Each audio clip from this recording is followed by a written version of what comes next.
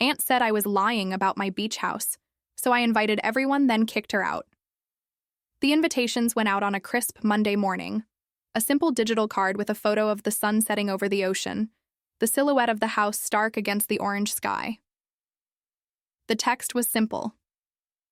Come celebrate summer with me at my new place. My phone buzzed almost instantly. It was a group chat my Aunt Carol had created, ironically named Family First. My Aunt Carol called my beach house a fun little splurge, thinking it was a rental. She was wrong. Invitations are out. The fridge is stocked. Subscribe and like to see how I prove her wrong. The first message was from her, of course. Oh, how lovely, Alexandra. Did you rent an Airbnb for the weekend? What a fun little splurge. Her words were coated in that sickly sweet condescension she had perfected over the years. My cousin Preston, her son, chimed in immediately. Mom's right, looks expensive. Hope you didn't max out your credit cards, Alex. I typed and deleted 3 different replies before settling on a cool, simple, it's not a rental. See you all Saturday. The week crawled by. I spent it preparing not just the house, but myself. I cleaned the floor-to-ceiling windows that looked out onto the private stretch of sand. I stocked the Sub-Zero fridge with expensive cheeses and champagne. I made sure every detail, from the plush towels in the guest bathrooms to the teak lounge chairs on the deck, was perfect. This wasn't just a housewarming party. It was a statement. It was proof. My father, Arthur, arrived first. He got out of his modest sedan and just stared at the house for a full minute, a slow, proud smile spreading across his face. He walked up the steps and wrapped me in a hug. You did it, kiddo, he whispered, his voice thick with emotion. You really did it. He didn't ask how. He didn't question it. He just believed in me. We stood on the deck, listening to the waves crash, and I felt a moment of pure peace before the storm. The storm arrived in a cloud of perfume and judgment an hour later. Aunt Carol's luxury SUV pulled into the driveway, and she stepped out like she was inspecting a property for demolition. Preston followed, his eyes scanning everything with a cynical smirk. My other cousin, Brittany, gave me a small, apologetic wave. Well, this is something, Carol said, her eyes sweeping over the open-concept living room. The way she said something made it sound like a mild infestation. She ran a manicured finger along the marble countertop in the kitchen. Is this real marble? Rentals are getting so convincing these days. I just smiled. It's quartzite, actually. More durable. Preston laughed. She knows the names of rocks now. Impressive. Throughout the afternoon, the passive aggression was relentless. Every compliment was a backhanded question. These ceilings are so high. Must be a nightmare to heat this place. The bills must be astronomical for whoever actually owns it. Or, what a view. You must feel like a celebrity staying here for the weekend. They treated me like a contest winner, a tourist in my own life. They walked through my home as if it were a museum exhibit titled, Girl Playing Pretend. I tried to ignore it. I focused on my father, who was happily grilling burgers, and Brittany, who was genuinely impressed. But I could feel Carol's eyes on me, watching my every move, waiting for the charade to collapse. Later, I was refilling a bowl of chips when I heard them whispering in the hallway. I'm telling you, Preston, there's no way, Carol hissed. Her little graphic design job doesn't pay for this. She's either in massive debt or she's house-sitting for some rich client who doesn't know she's thrown a party. Or she has a sugar daddy, Preston snickered. That would explain a lot. The bowl of chips nearly slipped from my hands. The cruelty of it, the casual way they tore down my success because they couldn't stand to see it, was breathtaking. I backed away before they could see me, my heart pounding in my chest. I walked out onto the deck, the salt air doing nothing to calm my anger. I looked at the solid wood beams, the strong foundation of the house sinking deep into the sand. My father, Arthur, always said, a house built on lies will have its foundation crumble. But my house was built on hard work, on late nights and years of saving every penny. Their accusations, their world, that was the house built on lies. And I could feel the ground beneath them starting to shake. I knew then that just proving them wrong wasn't enough. They didn't deserve to stand in my house, on my property, and breathe my air while poisoning it with their jealousy. The party was far from over, but a special eviction was now on the menu. I took a deep breath, the salty air filling my lungs, and pushed the anger down. I buried it deep beneath a layer of calm, constructing a serene smile on my face. When I walked back inside, the party was in full swing. Music was playing softly, people were laughing, and my father, Arthur, was holding court by the grill, flipping burgers with the confidence of a master chef. Nobody had noticed my brief escape. Nobody except Brittany, who gave me a concerned look from across the room. I just smiled wider and gave her a little shake of my head as if to say, "It's nothing." Aunt Carol and Preston were standing by the large island in the kitchen, sipping champagne and looking smug. They were the conquering heroes of their own petty story, having confirmed their own biases in the hallway. They thought they had me figured out. Perfect. I clapped my hands together, a little louder than necessary, drawing a few eyes. "Okay, everyone," I announced, my voice bright and cheerful. "Since most of you are here, who wants the grand tour?" My father cheered. "About time." A small group gathered, and I made sure to gesture pointedly at Carol and Preston. "Auntie, Preston, you have to see the upstairs. The view from the master bedroom is the best part." Carol's smile was thin. "Oh, we wouldn't want to impose, dear, wandering through someone else's bedrooms." She let the sentence hang, dripping with insinuation. "It's not imposing when you're invited," I said, my voice like honey. "And besides, you're family." I locked eyes with her, daring her to refuse. She couldn't, not without looking rude to the half-dozen other people now waiting expectantly. She and Preston exchanged a quick, knowing glance and fell into the back of the tour group. The trap was set.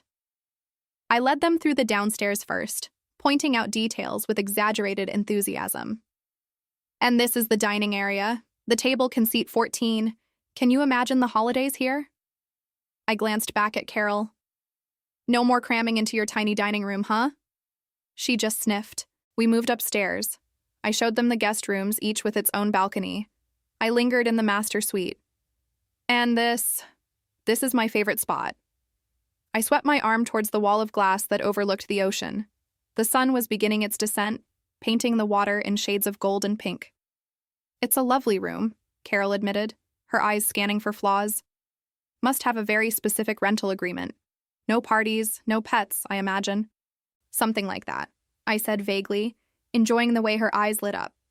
She thought she was goading me into a confession. Finally, I led them to the last room on the tour. "And this is my home office," I said, pushing the door open.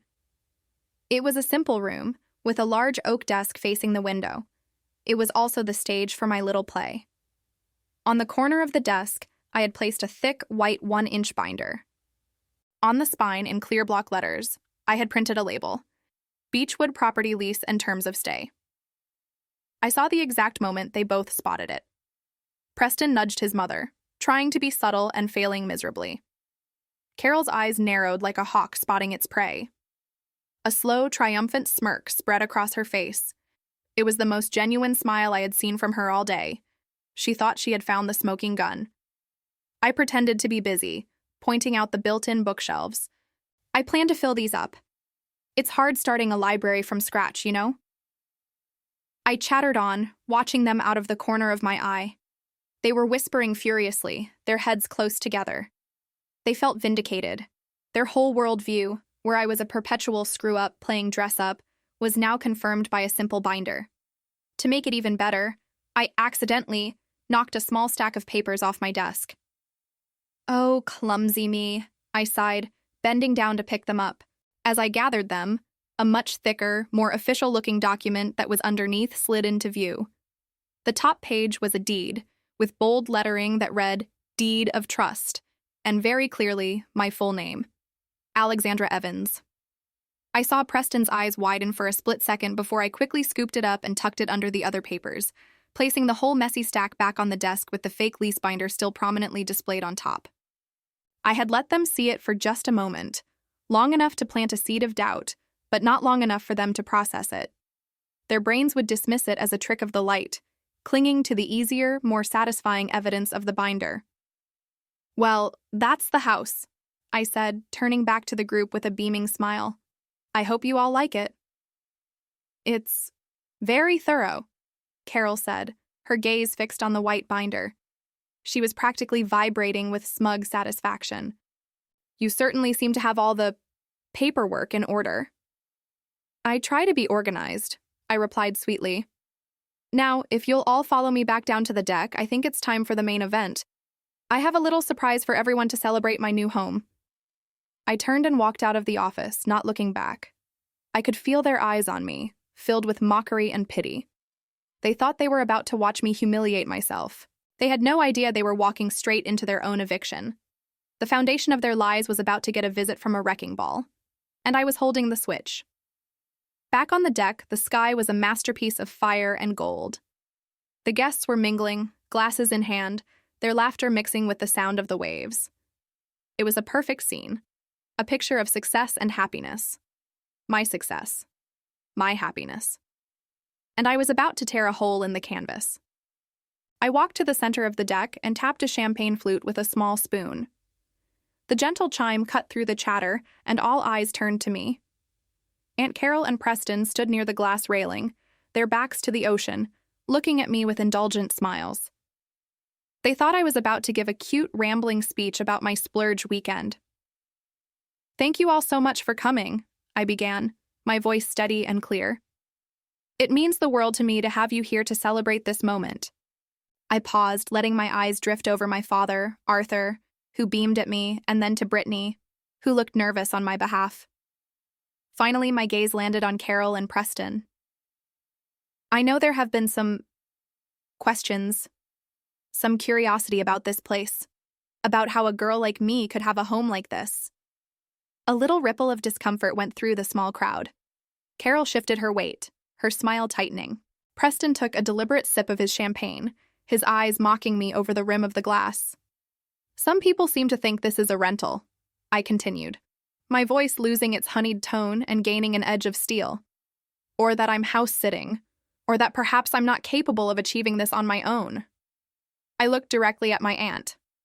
Some people have a hard time believing in things that don't fit into their small, bitter little worlds. Carol's face went from smug to stony. "Alexandra, dear, I don't think this is the time or the place." "Oh, I think it's the perfect time and the perfect place," I cut her off. "This is my time, and my place." I walked over to a small, weatherproof side table where I had left my tote bag. I reached inside and pulled out a sleek, leather-bound portfolio. It wasn't the fake binder from the office. This was something else entirely. You see, I bought this house 6 months ago. I paid for it with money I earned from a company I built from the ground up, with no help from anyone.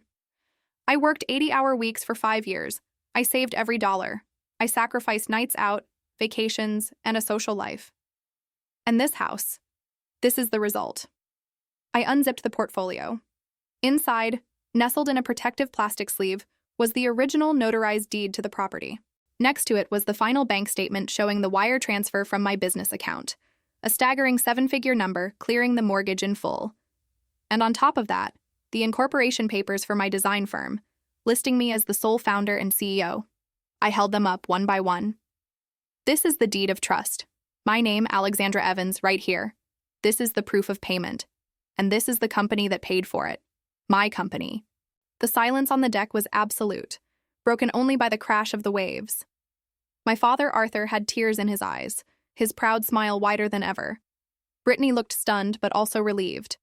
The other guests just stared, their mouths slightly agape. But Carol and Preston, their faces were a slow-motion car crash of emotions. First, shock, then disbelief, then a desperate, scrambling denial. "Those can be faked," Preston sneered, though his voice lacked its earlier confidence. "Anyone can print things off the internet." "You're lying," Carol whispered, her voice a venomous hiss. "You've always been a liar, making up stories to get attention." I just looked at her, a cold, calm pity washing over me. I remembered my father's words then, as clearly as if he were whispering them in my ear. I looked at my aunt's crumbling composure, at the frantic disbelief in my cousin's eyes, and I thought, a house built on lies will have its foundation crumble. Their entire perception of me, their entire sense of superiority, was built on the lie that I was a failure. and now their foundation was turning to sand. "You know what's funny, Aunt Carol?" I said, my voice dangerously soft. "I invited you here to share my joy. I thought maybe, just maybe, you could be happy for me. But you couldn't. You couldn't even pretend. You walked into my home, a home I bled for, and you treated me like a criminal. You stood in my hallway and accused me of things I can't even repeat." Preston's face paled. He knew I had overheard them. "You don't believe this is my house?" I asked, my voice rising slightly. "Fine. You don't have to. But there's one rule that applies whether you're a guest in a rental or a guest in a home someone owns. When the host asks you to leave, you leave." I pointed towards the driveway where their expensive SUV was parked. "Your visit is over. I want you both off my property. Now." A collective gasp went through the guests. Carol looked as though I had slapped her. "You can't be serious," she sputtered. "We're family." "Family doesn't do what you did," I said, my voice flat and final. "Family doesn't try to tear you down to make themselves feel bigger. You are intruders in my home and in my life. So, for the last time, get out." For a moment that stretched into an eternity, no one moved. The only sounds were the waves and the distant cry of a seagull. Carol's face, which had been a mask of smug superiority just minutes before, was now a blotchy canvas of red and white. Her mouth opened and closed a few times, like a fish gasping for air, but no words came out. Preston looked from me to his mother, his usual smirk replaced by a look of utter bewilderment. He was a puppet whose strings had just been cut. You are throwing us out?" Carol finally managed to say, her voice a strangled whisper that was somehow louder than a shout in the dead silence. "Your own aunt? After everything my family has done for you?" I laughed. It wasn't a happy sound. It was cold and sharp. "Done for me? What have you ever done for me, Aunt Carol, besides criticize and belittle? You've spent my entire life looking down your nose at me, at my father, Arthur, at our lives. You judged my apartment, my job, my choices. You came into my home today not to celebrate, but to hunt for proof of my failure. Well, you failed. Now leave." "This is insane," Preston chimed in, finding his voice. It was laced with a weak, desperate bravado. "You buy one fancy house and suddenly you think you're better than everyone. Money has made you ugly, Alexandra." "No, Preston," I said, taking a step closer. The other guests instinctively shrank back, creating a clear stage for our final act. "Money didn't make me ugly. It just made me rich enough to no longer have to tolerate your mother's ugliness. There's a difference." That's when my father, Arthur, stepped forward. He placed a gentle but firm hand on my shoulder. He didn't look angry. He just looked tired and sad. He looked at his sister, Carol, with a profound sense of disappointment. "Carol, it's time to go," he said, his voice low and steady. "You've said enough. You've done enough. Go home."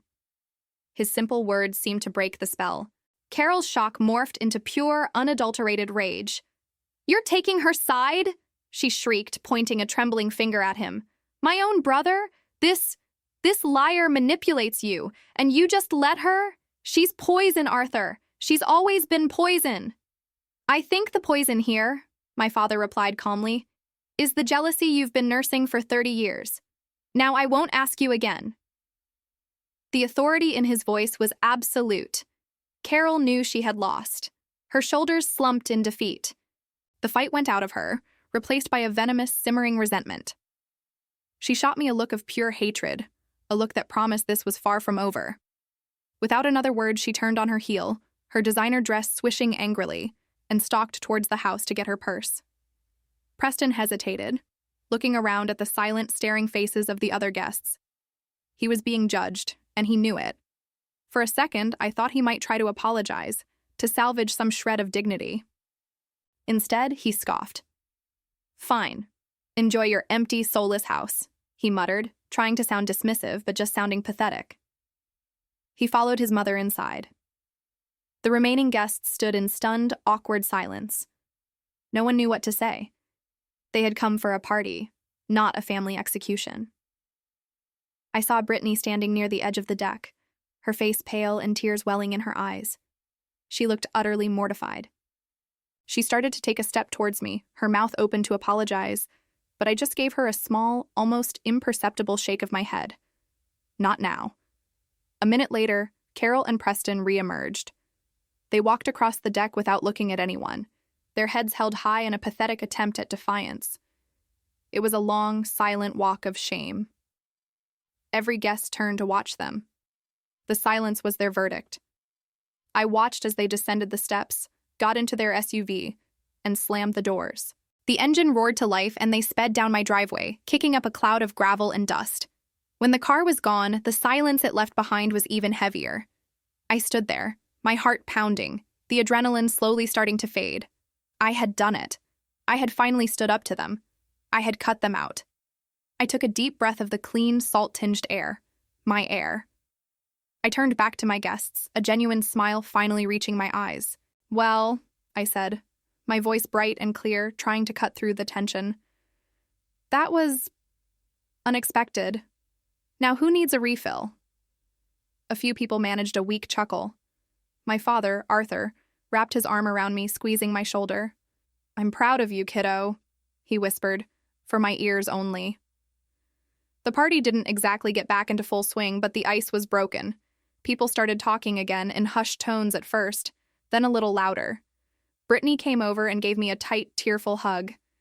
"I'm so sorry, Alex," she whispered. "I'm so sorry." "It's not your fault," I told her, and I meant it. An hour later, the guests began to leave, offering me quiet, sympathetic goodbyes. They all said the house was beautiful. Soon, it was just me, my father, and Brittany left on the deck. The sun had completely set, and the first stars were beginning to appear in the deep purple sky. The war was over, but I knew the battle had just begun. Carol would not let this go. This eviction wasn't an ending. It was a declaration of war. And as I looked out at the dark, powerful ocean, I knew I was ready for whatever came next. They had tried to tear down my house of truth, and in the end, it was the foundation of their own lies that had crumbled into the sea. The week after the party was strangely quiet. The silence in the house was no longer empty. It was peaceful. I'd wake up each morning and watch the sun rise over the ocean, the light spilling across the wooden floors. I walked barefoot through rooms that were mine, touching the cool glass of the windows, breathing in the scent of sea salt and new beginnings. The dramatic exit of my Aunt Carol and Cousin Preston felt like a fever that had finally broken. For the first time, I felt a sense of ownership that went beyond a legal deed. This wasn't just my house. It was my sanctuary. My father, Arthur, came over for dinner a few times. We'd sit on the deck, talking about everything and nothing. The weight of years of his sister's judgment finally lifted from our shoulders. "You know," he said one evening, swirling the wine in his glass, "I haven't seen you this relaxed since you were a little girl building sandcastles on the public beach." I smiled. "That's because this is the biggest sandcastle I've ever built, and this time, the tide can't wash it away." But I knew, deep down, that the tide had a name, and her name was Carol. The first sign of the coming storm was a call from Brittany. Her voice was strained, and she sounded like she was hiding in a closet. "Alex, I'm so sorry to bother you," she whispered. I needed to warn you. She's on a rampage." I leaned against the kitchen counter, my stomach tightening. "What is she doing, Brittany?" "She's calling everyone. All the relatives, our family friends. She's telling them you forged documents, that you're a con artist who tricked Dad into giving you money and then threw her out when she questioned you. She's painting this picture of herself as a victim. And Preston, he's backing her up on every word. It's disgusting." I closed my eyes. Of course, this was her arena. Not a courtroom, but the court of public opinion, where she had been the reigning queen for decades. "Thank you for telling me, Brittany. It means a lot. I tried to stop her," she said, her voice cracking. "I told her she was there. She saw the papers. She just screamed at me. Said I was disloyal." After we hung up, I felt a cold anger settle in my chest. It was one thing to attack me. It was another to poison my name with the very people I had grown up with. A few days later, the social attack escalated into a formal one. A crisp, heavy envelope arrived by courier. It was from a law firm I'd never heard of. Thompson, Graves, and Eckhart. My hands trembled slightly as I opened it. The letter was dense with legal jargon, but the message was brutally clear. It was a formal notice of intent to contest the purchase of my property.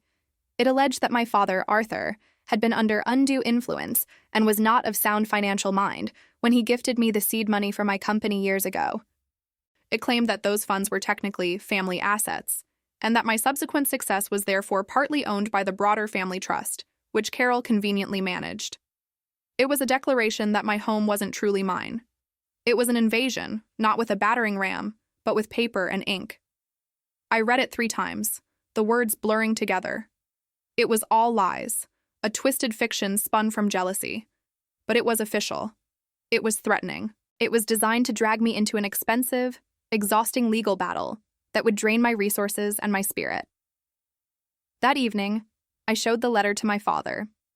He read it, his face growing darker with each line.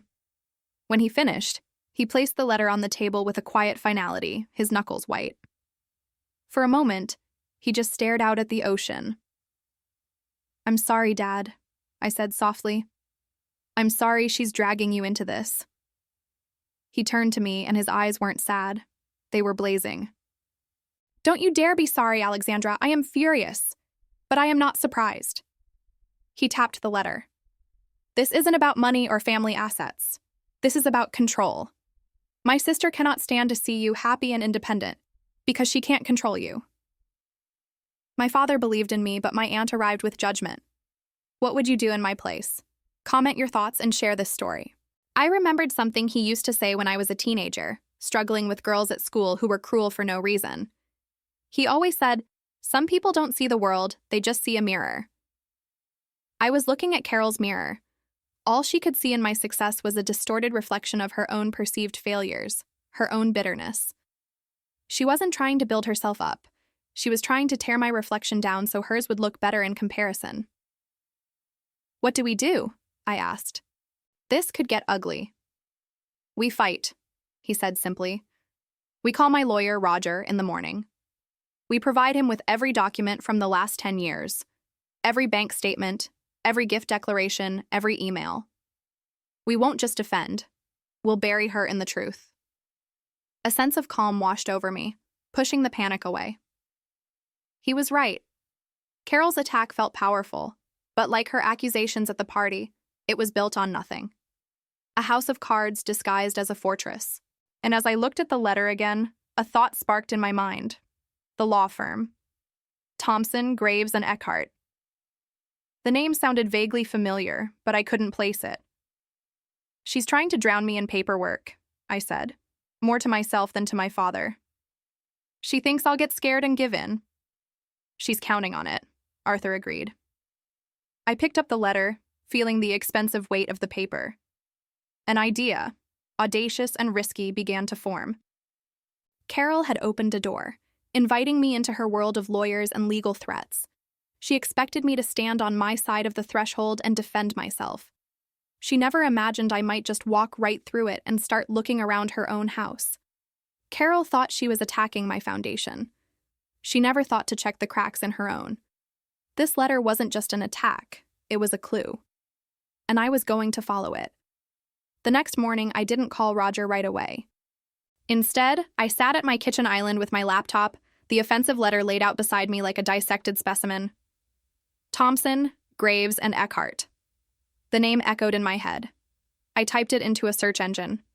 Their website was exactly what you'd expect. Photos of stern-looking men in expensive suits, a long list of corporate clients, and a mission statement full of words like integrity and diligence. It was a polished facade, designed to intimidate. I clicked on the Our Partners page.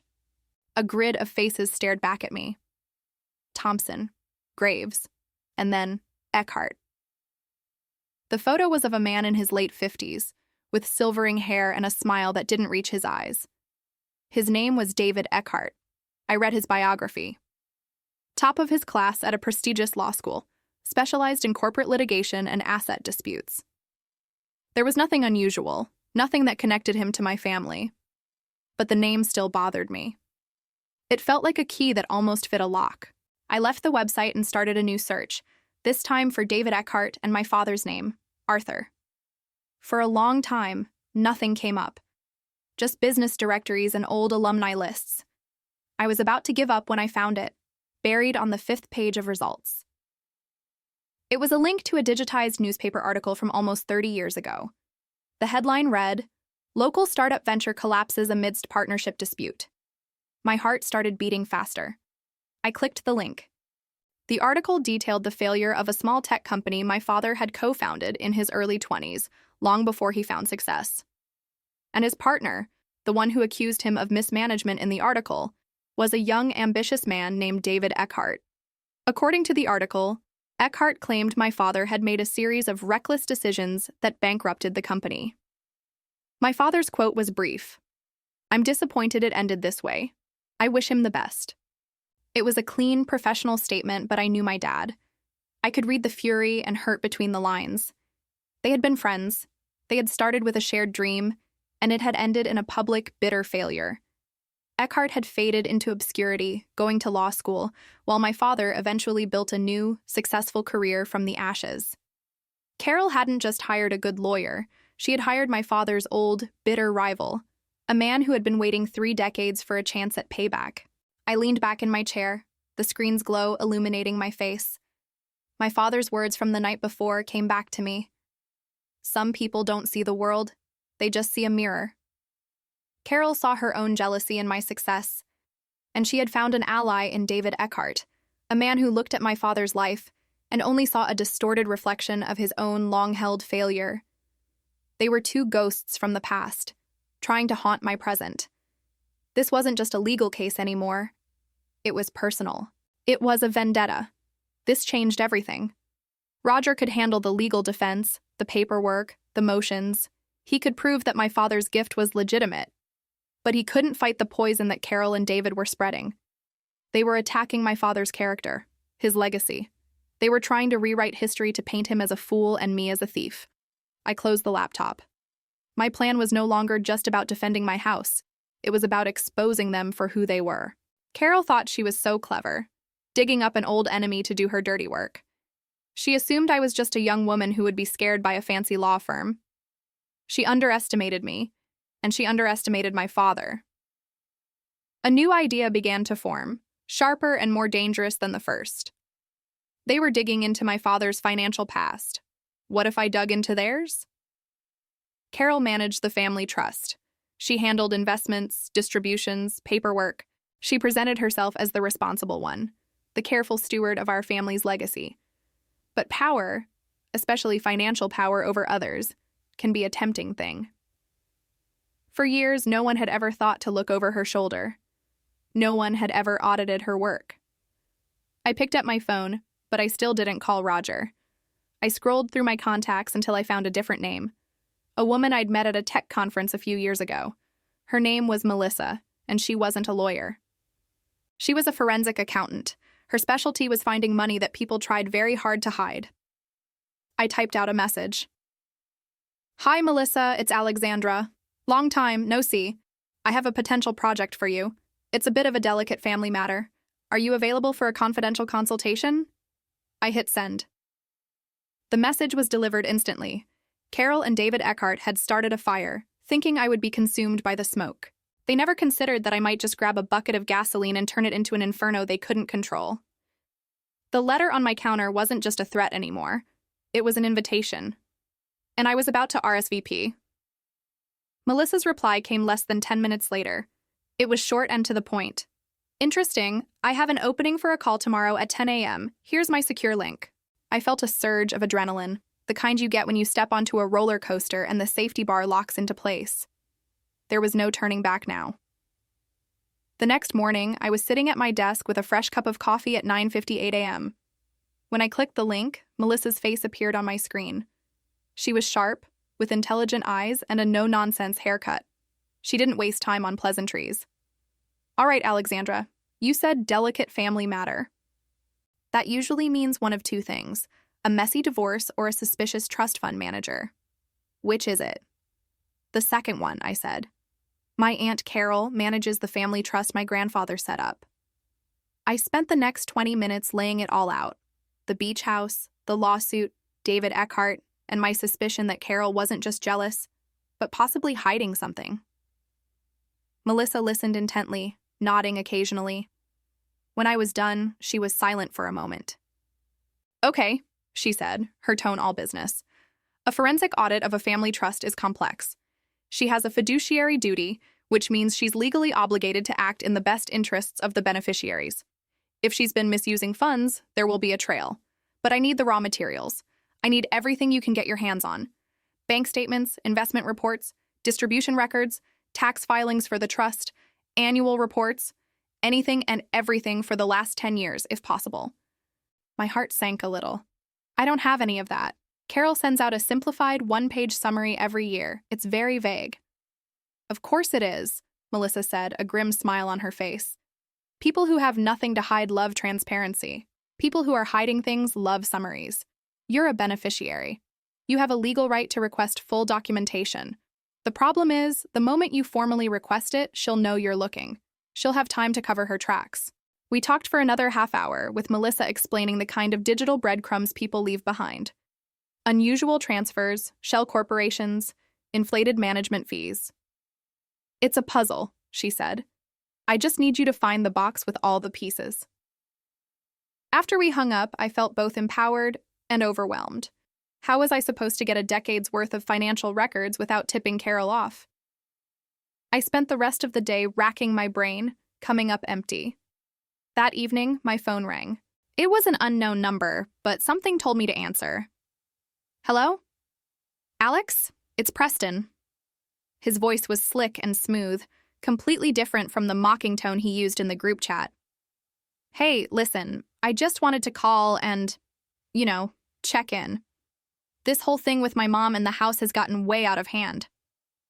I stayed silent, waiting. She's from a different generation, he continued, a false sincerity dripping from every word. "She sees your success and she doesn't understand it. She thinks it must have been a mistake, that Uncle Arthur wasn't thinking clearly. She's worried about you, about the family legacy."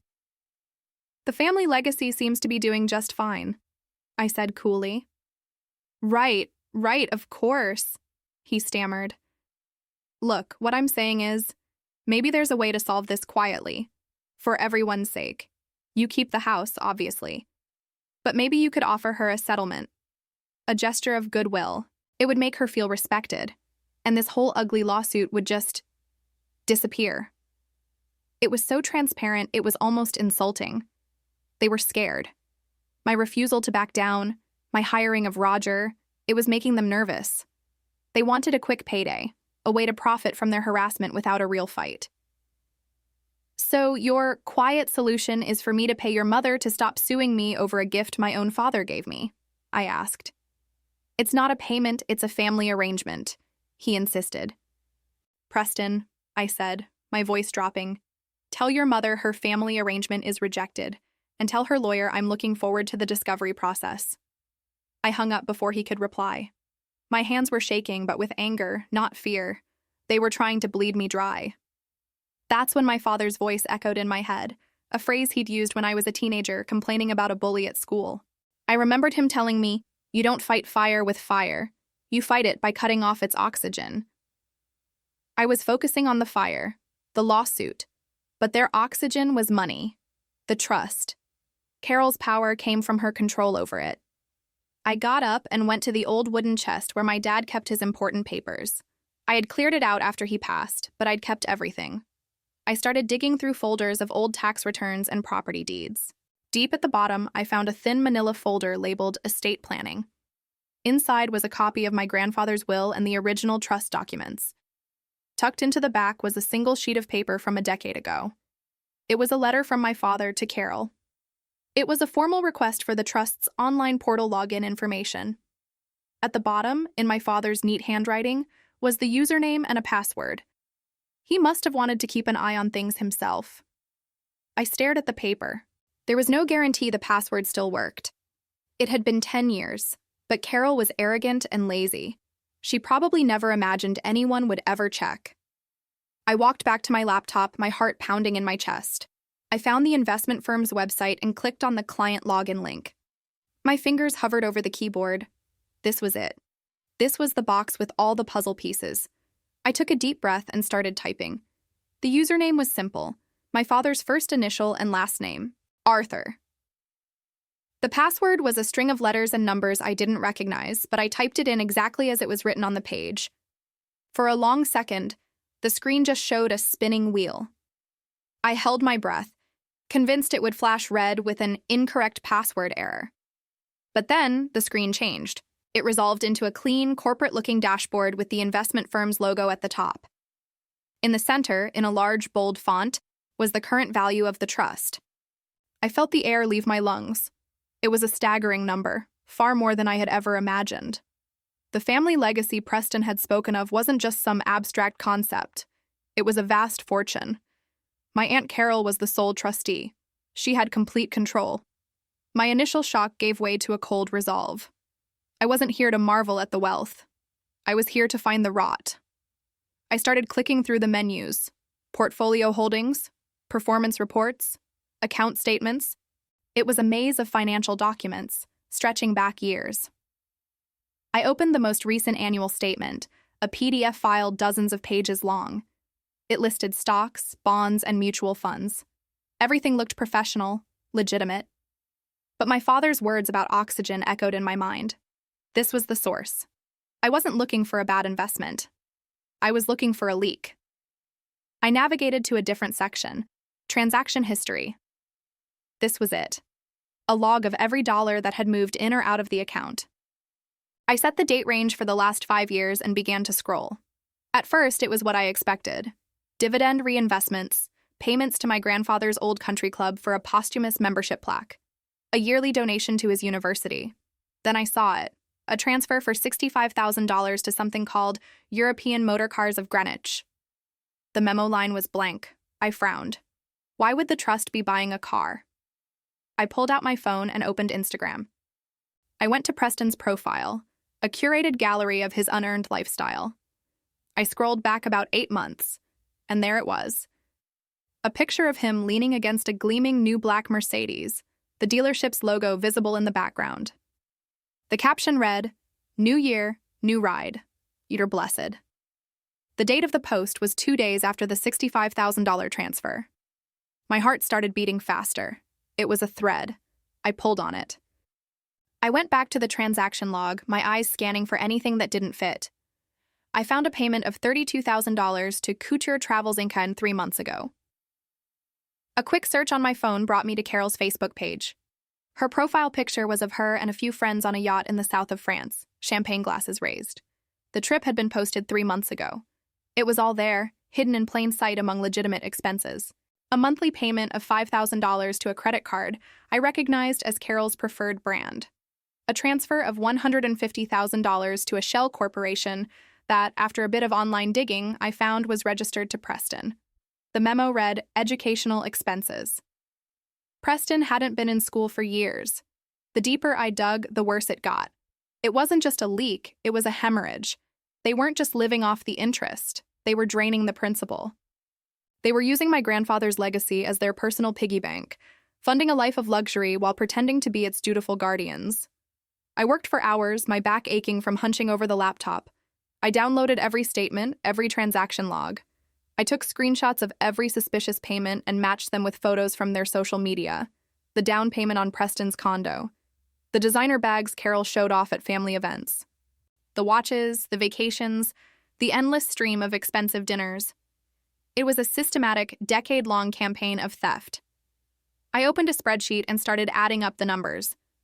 I only focused on the most obvious, undeniable personal expenses. When I hit the sum button at the bottom of the column, the final figure made me feel sick. It was over $2 million. $2 million they had stolen from the very fund they were using to sue me over a house that was a legitimate gift. The hypocrisy was breathtaking. Carol's condescending remarks about me maxing out my credit cards, Preston's fake concern about my finances, it was all projection.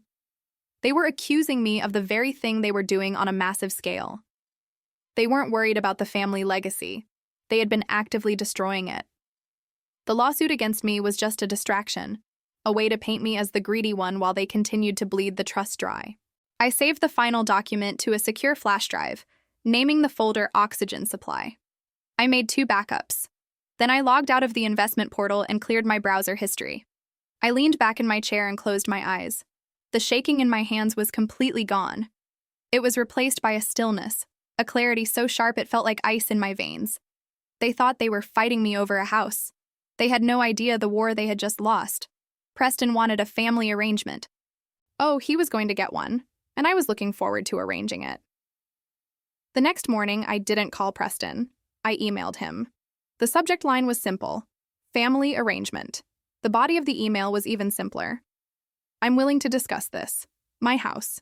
Saturday at noon. Just you and your mother. I hit send before I could second-guess myself. His reply came in less than 5 minutes. We'll be there. Looking forward to finding a synergistic path forward. I almost laughed at his corporate jargon. He had no idea what kind of synergy I had planned. I spent the next 2 days preparing. My first call was to a man named Richard, a lawyer my grandfather had mentioned once in passing as being as sharp as a shark's tooth. I met him in his downtown office, a space of dark wood and leather-bound books that smelled of old paper and quiet confidence. I laid out my case on his polished mahogany desk, the flash drive sitting between us like a small black grenade. I explained everything: the lawsuit, the trust, the beach house. Then I plugged the drive into his laptop and opened the Oxygen Supply folder. I walked him through the spreadsheet, showing him the color-coded lines that connected multi-thousand-dollar transfers to Instagram posts of new cars and Facebook albums of European vacations. I showed him the monthly credit card payments and the Shell Corporation for Preston's educational expenses. Richard was silent for a long time, his steepled fingers hiding his mouth as his eyes scanned the screen. He scrolled, clicked, and read, his expression unreadable. For a moment, a sliver of doubt crept in. Maybe I had missed something. Maybe this wasn't as solid as I thought. Finally, he leaned back, letting out a low whistle. Ms. Alexandra, he said, his voice a low rumble. This isn't just a smoking gun. You've brought me the entire arsenal. He looked at me with a newfound respect. They haven't just breached their fiduciary duty. This is felony grand larceny and wire fraud, repeated over a decade. With this evidence, they won't just lose the lawsuit against you. They'll lose their freedom. He outlined the legal ramifications. Prison time was a very real possibility. They would be forced to pay back every single cent they had stolen, with interest. The trust would be dissolved and placed under the control of a court-appointed trustee. Their assets would be seized. Their lives, as they knew them, would be over. What do you want to do? Richard asked, his gaze steady. We can file a criminal complaint this afternoon. Not yet, I said, my voice firm. First, I'm having a family meeting. On Saturday morning, I drove out to the beach house. The sky was a brilliant, cloudless blue. I didn't prepare for guests this time. There were no cheese platters or champagne bottles. Instead, I went into the large study that overlooked the ocean. I set up a large monitor on the antique desk and connected my laptop to it. I opened the Oxygen Supply folder, the spreadsheet of their theft displayed in stark black and white for anyone who entered the room to see. I placed 2 chairs opposite the desk. That was all. The room was otherwise sparse, clean, and cold. As I stood there looking at the evidence of their betrayal on the screen, I remembered something my grandfather used to say, his voice raspy as he worked on the blueprints for this very house. You can't build a house on a rotten foundation, he'd told me. It doesn't matter how pretty the walls are. Eventually, the whole thing comes crashing down. Carol and Preston had built their entire lives on a rotten foundation of lies and theft. I was about to give it a push. At exactly 11:58 a.m., a black Mercedes pulled into my driveway. It was the same one from Preston's Instagram post, the one purchased with $65,000 of my family's legacy. I watched from the window as they got out. Carol was dressed in a white linen pantsuit, looking every bit the gracious matriarch coming to settle a minor family squabble. Preston adjusted his cuffs, a smirk already playing on his lips. They thought they were walking in to deliver an ultimatum. They thought they held all the power. I took a deep breath, the salty air filling my lungs. The shaking in my hands was gone. I felt a profound, icy calm settle over me. I walked to the front door, my footsteps echoing on the hardwood floors. I turned the heavy brass handle, pulled the door open, and smiled. "Aunt Carol, Preston," I said, my voice even and clear. "Welcome to my house. Please come in." I led them down the hall, the sound of their expensive shoes clicking on my floors. They followed me into the study, their eyes scanning the room with a critical air, as if they were assessing an investment property. Preston was the first to speak, of course, taking a seat without being invited. "All right, Alex," he began, steepling his fingers in a way he must have seen a CEO do in a movie. "Let's talk logistics. We're prepared to be generous. Mom and I have discussed a framework where we continue to manage the trust's core assets while allocating a more substantial stipend for your living expenses. In return, the lawsuit is dropped and you sign over full proxy control. It's a win-win." Carol nodded, a serene smile on her face. "It's for the best, dear. You're just not equipped for these kinds of decisions. It's better to leave it to family." I didn't say a word. I simply walked behind the large mahogany desk and tapped the spacebar on my laptop. The large monitor on the wall flickered to life, displaying the oxygen supply spreadsheet in massive, undeniable detail. Rows and columns of numbers, dates, and descriptions filled the screen. I pointed to a line highlighted in yellow. "Preston, do you remember your trip to Monaco in May of 2018? The one you posted on Instagram with the hashtag #WorkHardPlayHard? His smirk faltered.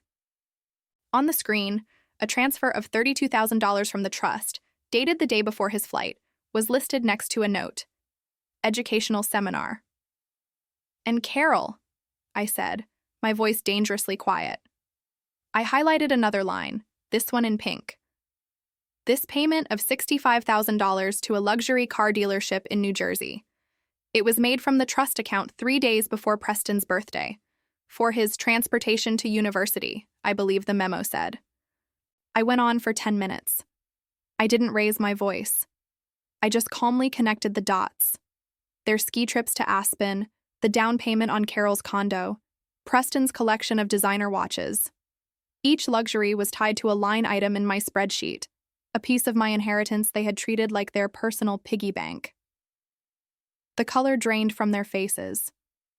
Preston's corporate confidence dissolved into a waxy, pale fear. Carol's serene mask cracked, revealing the ugly desperation beneath. This is an invasion of privacy," she stammered, her voice rising. "These are confidential family matters." "This is grand larceny," I corrected her softly. "This is wire fraud. My lawyer, Richard, has a much longer list of names for it. He finds it all very interesting." "You went to a lawyer?" Preston choked out, looking like he was going to be sick. "You can't do that. This is a family arrangement." "The arrangement is over," I said, my voice as cold and hard as the marble fireplace. I slid 2 documents across the polished desk, along with a pen. "This one is a legally binding agreement for you to drop your frivolous lawsuit against me. This second one has you both resigning as trustees and relinquishing any and all control over my family's estate, effective immediately." Carol stared at the papers as if they were venomous snakes. "You can't make us sign these." "Oh, I'm not making you do anything," I replied. I picked up my phone from the desk. "You have a choice. You can sign those papers, walk out of my house, and spend the rest of your lives paying back every cent you stole. Or, I can press this button right here," I said, hovering my thumb over Richard's name in my contacts. "And he will file the criminal complaint we have prepared. He seems to think a judge would be very interested in a decade of systematic theft from a trust fund. He mentioned 10 to 15 years. Per person." The silence in the room was absolute, broken only by a strangled sob from my aunt. Preston looked from the papers to my face, his eyes wide with panic. All the arrogance was gone, replaced by the terrified look of a cornered animal. He knew he was beaten. He knew I had him. He snatched the pen and signed his name with a shaky hand. He shoved the papers toward his mother. She stared at them, tears streaming down her face, ruining her perfect makeup. "Alexandra, please," she whispered. "We're family." I just looked at her. I felt nothing. No pity, no anger, just a vast, empty calm. Finally, with a trembling hand, she signed. I took the documents back and placed them in a folder. "Get out of my house," I said. They stumbled out of the study and down the hall. I watched from the window as they got into their Mercedes, my Mercedes. They didn't speak to each other. Carol was openly weeping now, her shoulders shaking. Preston just stared straight ahead, his knuckles white on the steering wheel. They drove away, and I knew their lives as they knew them were over. I stood there for a long time, looking out at the ocean. The waves crashed on the shore, steady and relentless, washing everything clean. I thought of my grandfather and the words he spoke as he designed this place. "You can't build a house on a rotten foundation," he'd always said. "It doesn't matter how pretty the walls are. Eventually, the whole thing comes crashing down." Carol and Preston had built their entire lives on a foundation of lies, and it had just come crashing down all around them. I took a deep breath of the salty air. The house was quiet. It was mine. And for the first time, I felt like I was finally home. They built their lives on lies, and it all came crashing down. I took back the documents and told them to get out of my house. What did you think of my revenge? Subscribe for more intense stories like this.